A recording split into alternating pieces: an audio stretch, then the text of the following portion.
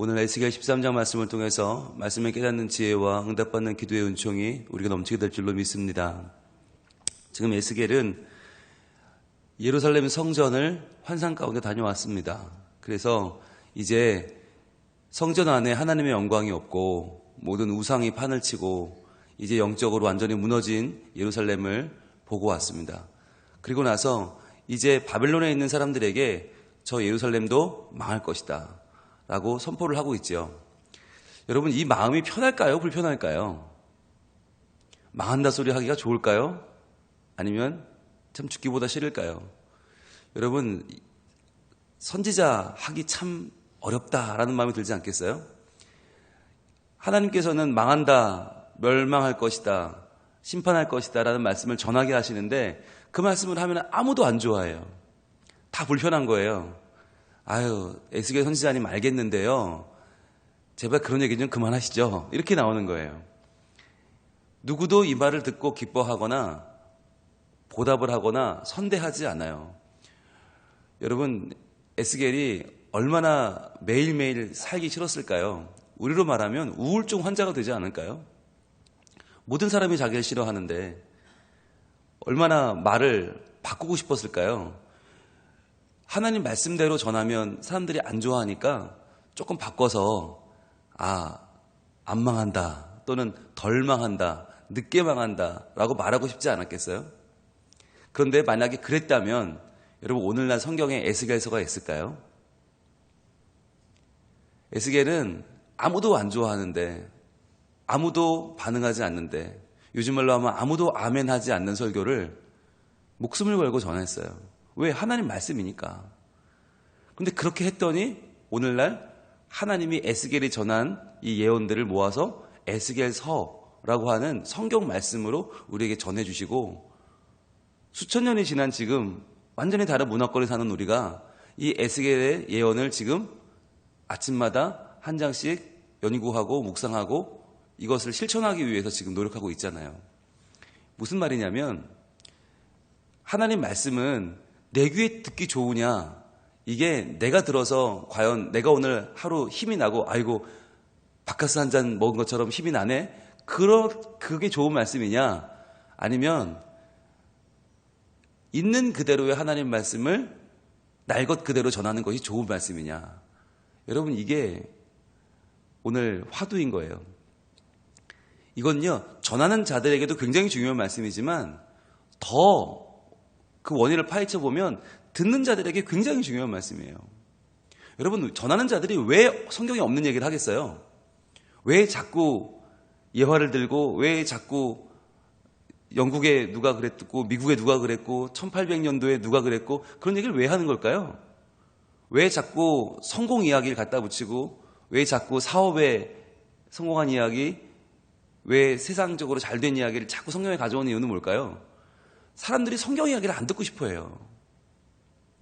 성공한 이야기를 듣고 싶어 하고 세상적으로 잘된 이야기를 듣고 싶어 한단 말이죠. 그러니까 자꾸 성경 이야기는 안 하고 듣기 좋은 이야기만 하는 거예요.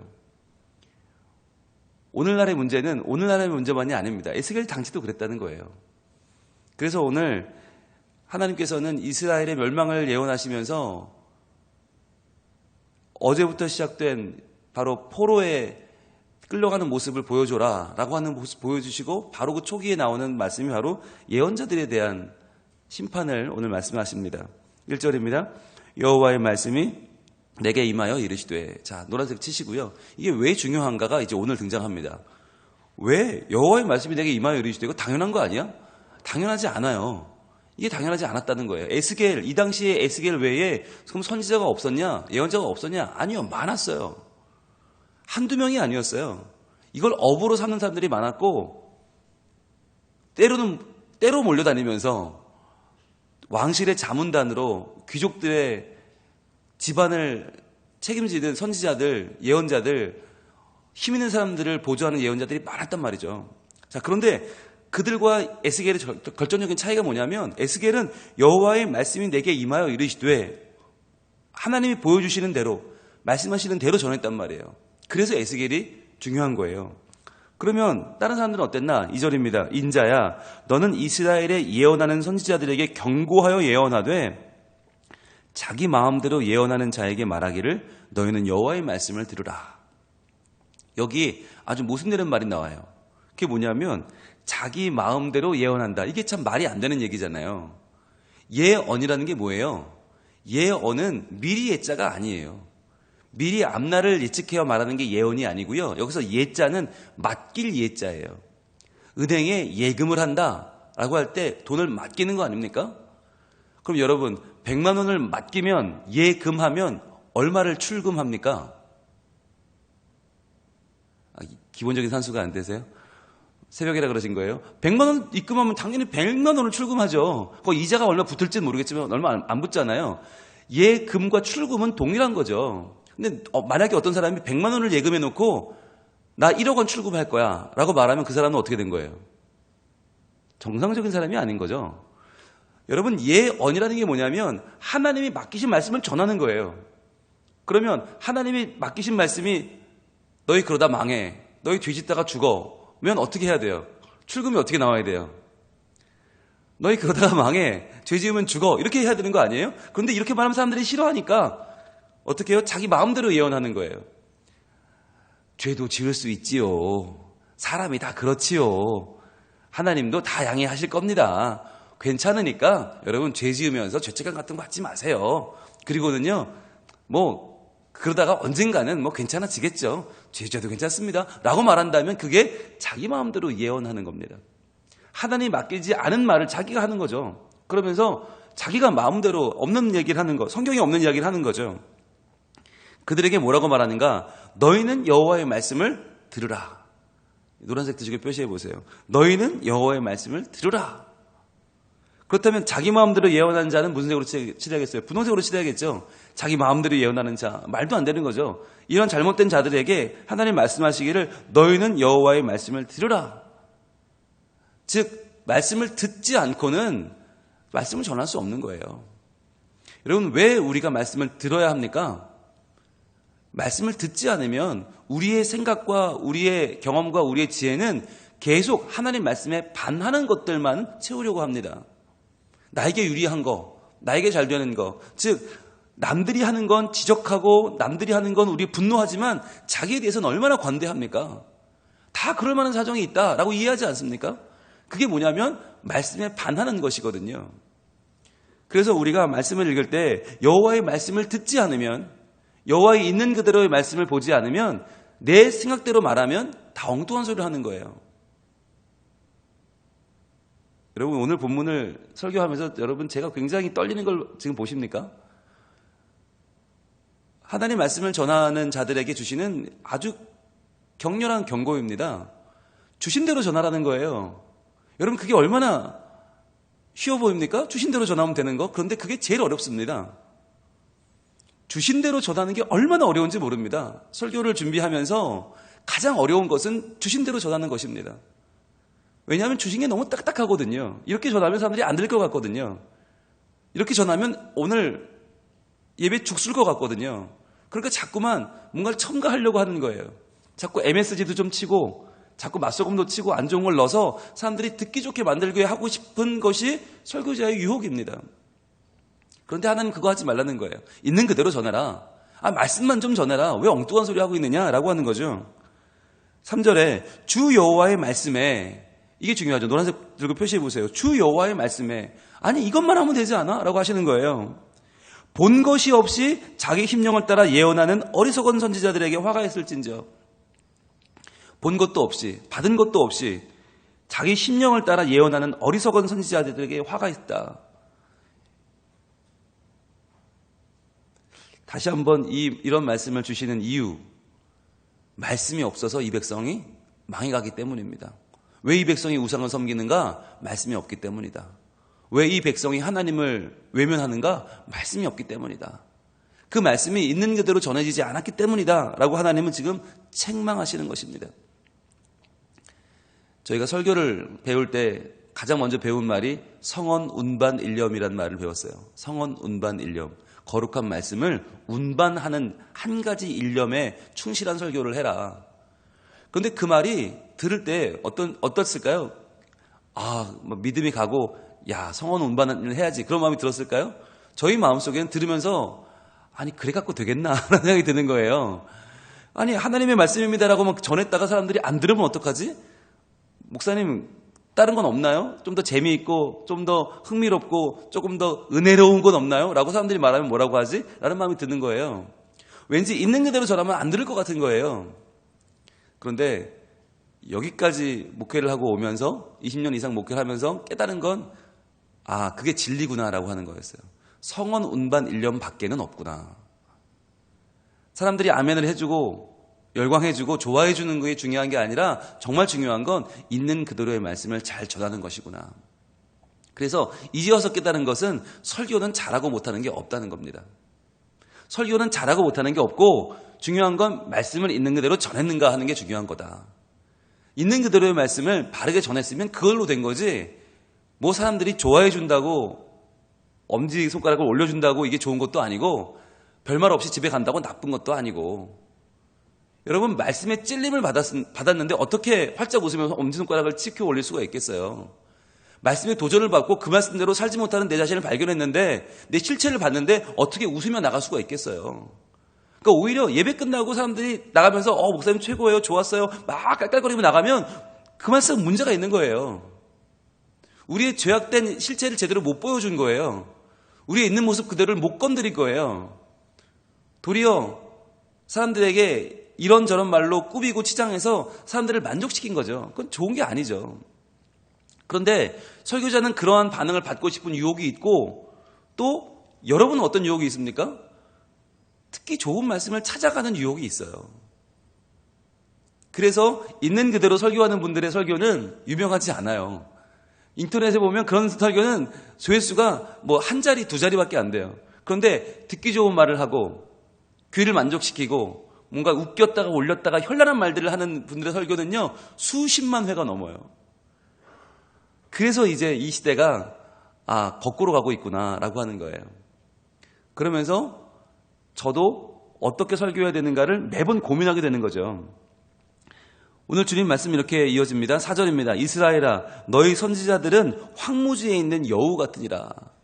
자, 황무지에 있는 여우, 이 여우라는 말을 제가 여러 성경을 찾아봤는데 번역을 보니까 자칼이라고 번역한 게 더 많아요. 자칼. 여러분 여우 그럼 되게 귀여워 보이잖아요. 근데 황무지의 자칼은 아주 잔인합니다. 그래서 이 자칼은요 바위 틈에 숨어 있다가 약한 동물이 지나가면 완전히 덮쳐서 그 동물을 숨을 끊어버립니다.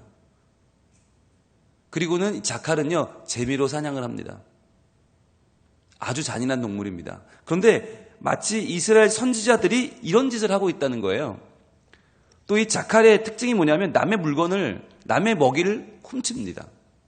그래서 남이 잘 챙겨놓은 거를 가로채는 그러한 아주 황무지의 산적 같은 존재가, 도적 같은 존재가 이 자칼이거든요. 선지자들이 뭐하고 있는가 보니까 사람들이 모아놓은 걸 훔쳐요. 그게 뭐냐? 사람들의 믿음도 훔치고 사람들의 영적인 유산을 훔치는 거예요. 이게 훔친다는 말이 뭐냐면 잘못된 예언을 해서 그 사람들을 망하게 만든다는 얘기죠. 열심히 신앙이 좀 크고 있는데 그 크는 신앙을 완전히 무너뜨리는 것이 뭐냐? 잘못된 말씀을 전하는 거. 자기 마음대로 예언하는 것이 결국 그들을 망치는 것이다 라고 하는 거예요.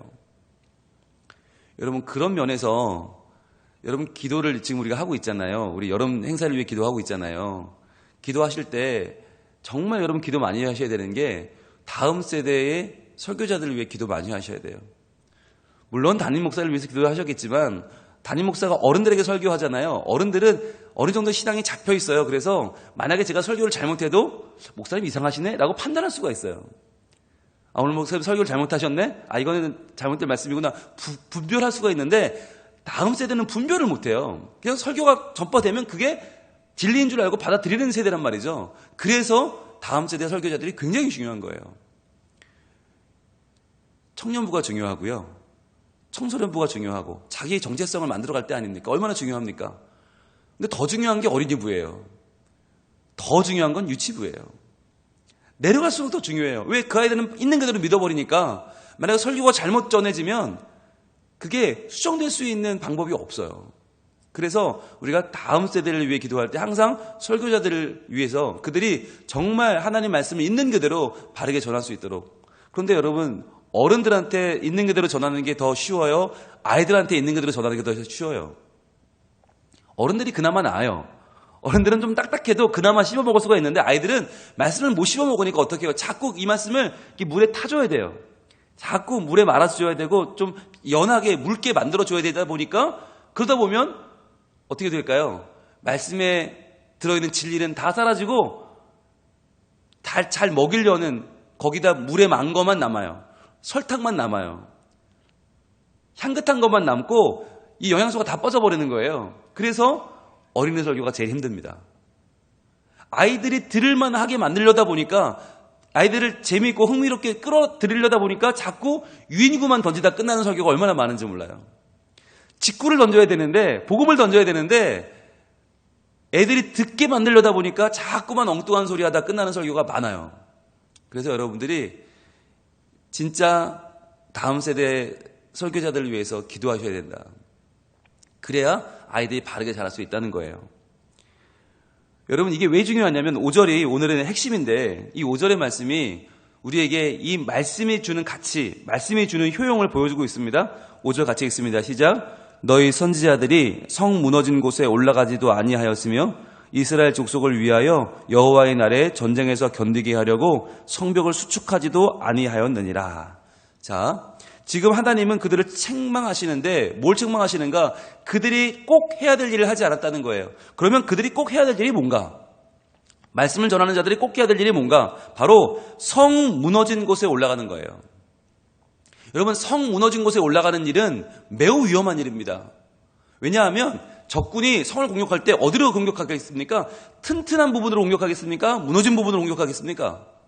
당연히 무너진 부분으로 공격해 오죠. 그러니까 무너진 부분을 한 번에 공격해서 그 성을 무너뜨려 버리는 게 공격하는 자들의 목적이죠. 그렇다면 성 무너진 곳에 올라간다는 말은 뭐예요? 거기를 가장 접전지를 지키러 올라가는 거죠. 가장 인생의 치열한 자리로 들어가는 겁니다. 누가? 말씀을 전하는 자들이. 그 성 무너진 곳에 서 있어야 한다는 거예요. 이게 무슨 얘기냐면 인생이 무너지는 자리에 말씀을 전하는 자들이 서서 그 인생이 무너지지 않도록 버팀목이 되어지는 말씀을 전해야 한다는 겁니다. 이게 왜 중요한 말씀일까요? 여러분, 사람들은요, 성 무너진 곳에 가려고 하지 않아요. 성이 온전한 곳에 가려고 하고 튼튼한 곳에 가려고 하고 나를 막아주는 성에게 가려고 하지 내가 가서 성을 막으려고 하지 않는단 말이죠. 그러니까 사람들의 반응이 좋고 사람들이 다 잘한다 그러고 칭찬하는 자리에 서려고 하지 사람들이 영혼이 무너지는 자리에 가서 그들의 영혼을 붙잡고 말씀을 전하는 일은 모두에게 힘든 일이란 말이에요. 이 당시 선지자들은 그런 일을 하지 않았단 말이에요. 그러니까 오늘날 선지자들, 오늘날 말씀을 전하는 자들이 어디 서야 한다는 거예요? 영혼이 무너진 자리에 서야 된다. 삶이 무너진 자리에 서야 된다. 높임받고 존경받는 자리가 아니라 대우받고 칭찬받는 자리가 아니라 사람들이 무너져 내리는 자리에 찾아가서 그 자리에서 함께 울면서 함께 가슴을 치며 말씀을 전해야 한다는 거예요. 여러분, 이것이 오늘날 저의 사명이고 이것이 우리 모두의 사명인 것입니다. 그래서 믿음을 가지고 내가 나의 대우받는 자리, 여우처럼 남의 것을 빼앗아 내 것을 채우는 자리에 갈 것이냐, 아니면 무너진 성을 지키는 자리에 갈 것이냐. 그러면 무너진 성에 가는 이유가 뭐냐? 왜 거기 서야 되는가? 이스라엘 족속을 위하여 여호와의 날에 전쟁에서 견디게 하려고. 여호와의 날은 언제입니까? 심판의 날입니다. 이 날은 반드시 옵니다. 반드시 오는 이 심판의 날에 견딜 수 있게 하는 방법이 뭐냐? 바로 말씀을 들고 영혼의 무너진 자리에 서는 거란 말이에요. 말씀을 들고 그 자리에 서지 않으면 심판의 날에 견딜 수가 없다는 거죠. 무너진다는 거죠. 그래서 성벽을 수축하는 곳에 서는 것. 무너진 성벽을 일으켜내는 것, 그것이 말씀이라는 거예요.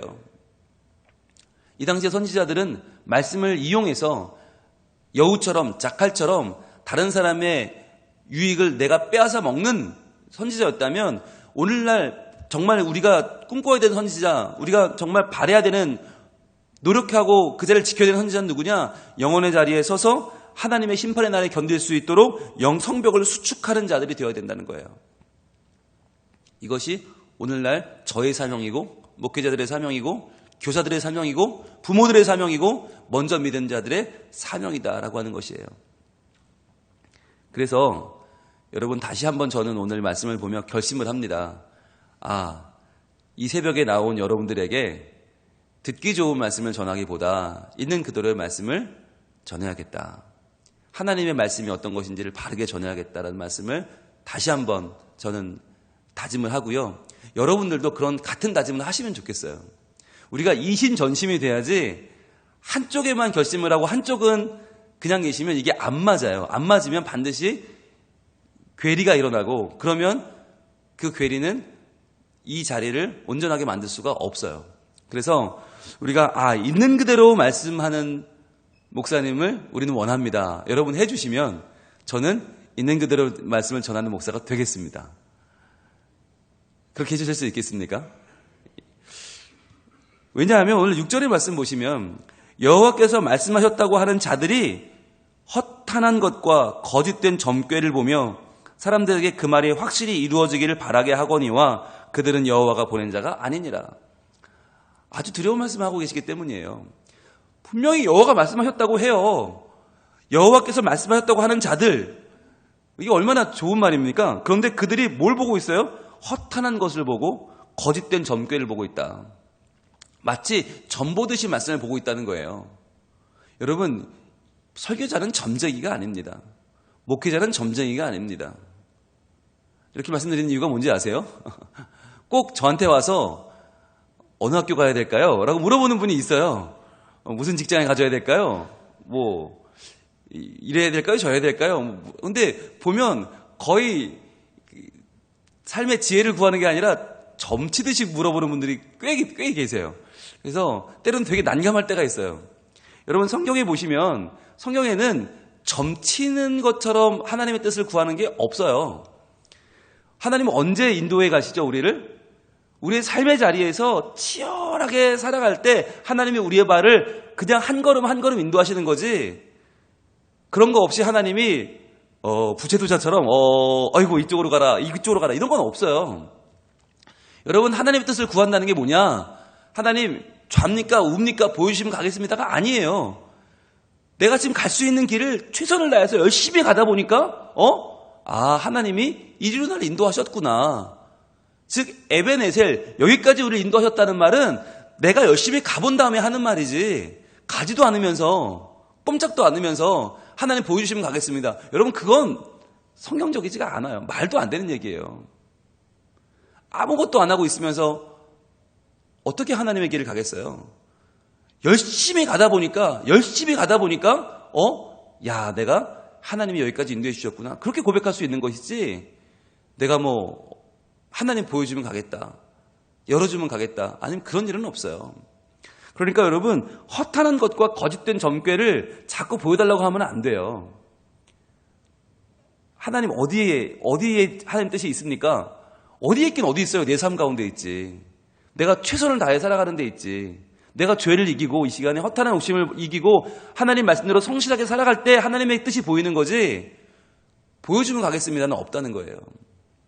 그래서 여러분 성경을 제발 점치듯이 보지 마시고 성실하게 주시는 대로 하나하나 읽어나가다 보면 성경 가운데 뜻이 나오는 거지, 어떤 분들은 자 오늘 어떤 말씀 주시나 보자, 짠 펴가지고 야 오늘은 이런 말씀을 주셨네. 여러분 그렇게 해서 마음에 드는 말씀이 걸릴 확률은 1%도 안 돼요. 0.1%도 안 돼요. 아마 전부 여러분 마음에 거슬리는 말씀만 보일걸요. 성경은 대부분 우리 마음에 맞지 않기 때문이에요. 내가 너를 도우리라, 두려워하지 말라, 이런 말씀이 걸리는 확률은 거의 없어요. 그러니까 이런 건 하지도 마시고 오늘 에스겔 13장 내게 주시는 말씀이, 이 말씀이 오늘 나에게 어떻게 살라고 하시는가, 내가 어떻게 달라져야 될까, 어떻게 치열한 삶을 살아야 될까를 더 고민하시는 게 빠르다는 거예요. 만약에 저한테 고르라고 그랬으면 저는 오늘 이 말씀을 절대로 설교하지 않았습니다. 절대로 하지 않았을 거예요. 왜? 전부 찔리는 말씀이거든요. 전부 저한테 주시는 말씀이거든요. 아마 저는 이 말씀을 패스했을 겁니다. 그런데 그럴 수 없는 이유는 무엇입니까? 있는 그대로 전하는 게 제 사명이기 때문에 이 설교를 오늘 안 할 수가 없는 거예요. 온통 저에게 모든 화살이 돌아오는 말씀을 안 전할 수가 없는 것이고, 그렇기 때문에 제가 이 말씀 위에 오늘 설 수밖에 없는 거예요. 그런데 우리 모두는 마찬가지라는 거죠. 여러분 언제 은혜가 됩니까? 그 말씀의 대상이 나일 때 은혜가 되는 거예요. 이게 나에게 주시는 말씀일 때 은혜가 되는 거지, 이건 뭐 나랑 상관없네? 뭐 누가 들어야 되는 말씀이고 이건 사람들이 들으면 되고. 여러분 그런 날은 은혜가 안 돼요. 나에게 주시는 말씀일 때 은혜가 되는 거예요. 그러니까 여기서 보시면 이렇게 말하잖아요. 사람들에게 그 말이 확실히 이루어지기를 바라게 하거니와, 아니 본 것은 허탄한 것과 점괘를 봐놓고서 사람들에게 그 말이 확실히 이루어지기를 바라게 만드는 거, 이게 죄라는 거죠. 온전히 말씀을 전하지 않았는데 그 말씀이 이루어지게 바라게 하는 것은 그 영혼을 망가뜨리는 것 아닙니까? 결정적인 말씀이 나오죠. 그들은 여호와가 보낸 자가 아니라. 결국은 여러분 말씀이 재미있는가 흥미로운가 듣기 좋은가가 아니라 정말 중요한 건 그 말씀의 권위가 어디에 있는가 하는 거예요. 하나님의 있는 말씀대로 전하면 그것은 듣기 좋든지 싫든지 하나님이 주시는 말씀이에요. 하나님의 권위가 있는 말씀이에요. 아멘 해야 되는 거예요. 근데 우리는 하나님 말씀엔 아멘 안 해요. 왜? 그대로 살기 싫으니까, 힘드니까. 그런데 말씀이 아닌 소리에는 잘 아멘을 잘해요. 왜? 그건 내가 듣기 좋은 말이고 왠지 나에게 잘 될 것 같으니까. 그런데 여러분 중요한 건 내가 듣기 좋으냐 나쁘냐가 아니라 그게 어디서 나온 말씀이냐가 더 중요한 거예요. 누가 보낸 말씀이냐. 여호와께서 하신 말씀이라면 여러분 듣기 힘들어도 아멘, 어려워도 아멘.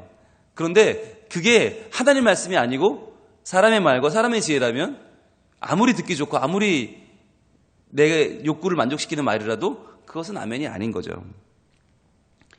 실제로는 다시 한번 이렇게 강조합니다. 너희가 말하기는 여호와의 말씀이다 하여도 내가 말한 것이 아닌즉 어찌 허탄한 묵시를 보며 거짓된 점괘를 말한 것이 아니냐라고 오늘 말씀하십니다.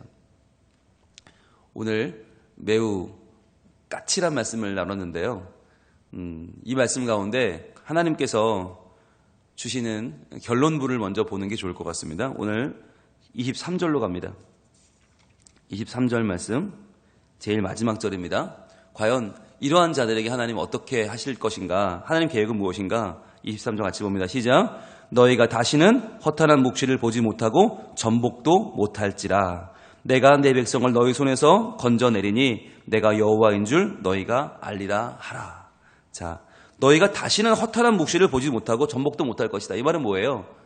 죽는단 말입니다. 망한다는 말입니다. 너희 그따위로 하다가 다 죽어, 다 망해 라고 하는 확실한 하나님의 약속이에요. 엉뚱한 소리를 하고 말씀이 없는 소리를 하고 듣기 좋은 소리를 하고 없는 평안을 있다고 말하는 자들은 다시는 그딴 짓을 못하게 하겠다. 그리고 내가 내 백성을 너희 손에서 건져내겠다. 너희가 내 백성을 데리고 농락을 하고 있구나. 다시는 그딴 짓을 못하도록 내가 내 백성을 건져내겠다. 그리고 결론은 뭐예요? 내가 여호와인 줄을 너희가 알리라. 결국에는 하나님을 하나님인 줄 모르고 함부로 설치는, 함부로 설교한답시고 함부로 말씀을 전한답시고 하는 설교자들은 내가 가만두지 않겠다. 그래서 그들이 누구보다 먼저 심판을 당하고 그들이 내가 하나님인 줄을 분명히 알게 만들어 주겠다. 하나님 말씀하십니다. 오늘 이 말씀을 저에게 주시는 말씀으로 받고 우리 모두에게 주시는 말씀으로 받아서, 그렇습니다. 하나님, 있는 그대로의 말씀을 저희들도 추구하고 있는 그대로의 말씀을 묵상하고 주시는 말씀대로 살겠습니다. 힘들고 어려워도 하나님의 주시는 음성대로 살겠습니다 라고 고백할 때 하나님께서는 분명히 우리에게 하나님이 내 하나님이신 줄을 아는 복을 주실 줄 믿습니다. 하나님이 친히 건져내시고 하나님이 보호하시고 하나님이 인도하셔서 하나님을 하나님으로 모시고 그분을 믿고 살아가는 이 매일매일의 일상의 복이 우리에게 넘칠 줄로 믿습니다. 기도하겠습니다. 하나님, 참으로 부끄럽고 오늘도 말씀에서 벗어나는 삶을 살지 않게 하시고 이 말씀대로 살아 말씀대로 전하고 말씀대로 받고 말씀대로 사는 하나님의 자녀로서의 복을 우리 모두 누리게 하여 주시옵소서. 예수님 이름으로 기도합니다.